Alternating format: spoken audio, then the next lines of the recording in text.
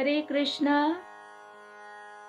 अज्ञानतिमिरान्धस्य ज्ञानाञ्जनशलाकया चक्षुरुन्मीलितं येन तस्मै श्रीगुरवे नमः। नमो ॐ विष्णुपादाय गुरुपृष्ठाय स्वरूपिणे श्रीमते भक्तिसुन्दर भागवत गोस्वामिनिति नामिने। हरे पादपङ्कजे ध्याननिरतं श्यामं शान्तं प्रशान्तमूर्तिं यत्कृपालब्धमात्रेण राधाभावो सुसिद्धते। नमस्ते नित्यानन्दम् अभिन्नविग्रहाय श्रीगुरुपादपद्मे प्रणमामि मुहुर्मुहुः। वंशाकल्पतरुभ्यश्च कृपासिन्धुभ्य एव च पतितानां पावनेभ्यो वैष्णवेभ्यो नमो नमः। मैं अज्ञान के गहन अंधकार से उत्पन्न हुई हूँ और मेरे गुरुजी श्री श्रीमद् भक्ति सुंदर भागवत महाराज जी ने ज्ञान के प्रकाश से मेरी आंखें खोली। मैं उनको कोटि कोटि नमन करती हूँ। समस्त साधु गुरु वैष्णव जनों के चरण में मेरा कोटि कोटि नमन।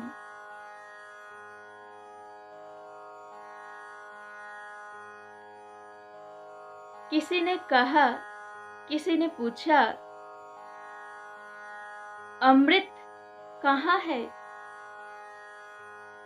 अमृत कहाँ पर है? तो उत्तर मिला, किसी ने बोला अमृत चंद्रमा में है, चंद्रमा में अमृत है। चंद्रमा में अमृत है? यदि चंद्रमा में अमृत है तो चंद्रमा क्षीण क्यों हो जाता? अमृत यदि चंद्रमा में है तो चंद्रमा क्षीण क्यों हो जाता है? 15 दिन क्षीण और 15 दिन बढ़ता क्यों है? चंद्रमा में तो अमृत नहीं है, तो फिर कहाँ है अमृत? किसी ने बोला अमृत सागर में है। सागर में अमृत है? यदि सागर में अमृत होता तो सागर में से विष क्यों निकलता? सागर में भी अमृत नहीं है, तो फिर कहाँ है अमृत? किसी ने बोला अमृत तो देवताओं के पास है। देवताओं के पास अमृत है? यदि देवताओं के पास अमृत होता तो स्वर्ग से उनका पतन नहीं होता। स्वर्गलोक से उनका पतन कभी नहीं होता, परंतु स्वर्गलोक से उनका पतन तो बारंबार होता रहता है। इसलिए देवताओं के पास में भी अमृत नहीं है, तो फिर कहाँ है अमृत? किसी ने बोला अमृत पत्नियों के मुखमंडल में है। पत्नियों के मुखमंडल में अमृत है। पत्नियों के मुखमंडल में अमृत है? पत्नियों के मुखमंडल में यदि अमृत होता तो पत्नी कभी कड़वा नहीं बोलती, अपने पति को अमर बना देती।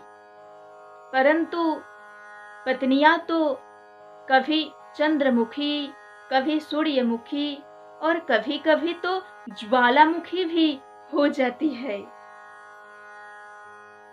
इसलिए पत्नियों के मुखमंडल में भी अमृत नहीं है, तो फिर कहाँ है अमृत? शास्त्र कहते हैं यदि अमृत है तो वो केवल साधु गुरु वैष्णव जनों के कंठ में है। साधु गुरु वैष्णव जनों के कंठ में तथा साधु गुरु वैष्णव जनों की वाणी में है, जो केवल सर्वदा हरि कथा, श्रीमद् भागवत कथा, कृष्ण कथा करते हैं। तव कथामृतं तप्त जीवनं कविभिरीरितं कल्मषापहं श्रवणमंगलं श्रीमदाततं भुवि गृह्णन्ति ते भूरिदा जना। गोपियां कहती है,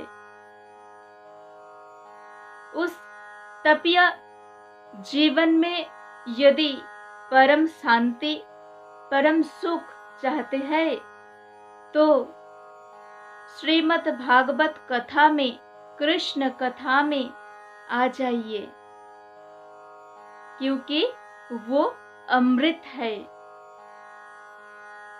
जिसे पीकर आपके पुण्य कभी क्षीण नहीं होंगे। आप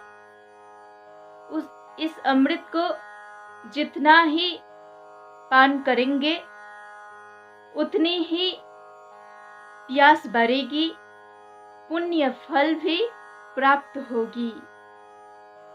कृष्ण कथा, श्रीमद् भागवत कथा, हरि कथामृत, हरि कथा श्रवण करने मात्र से ही जीव का परम कल्याण होता है, जीव का परम कल्याण होता है। हरि कथा, कृष्ण कथा अमृत के समान है।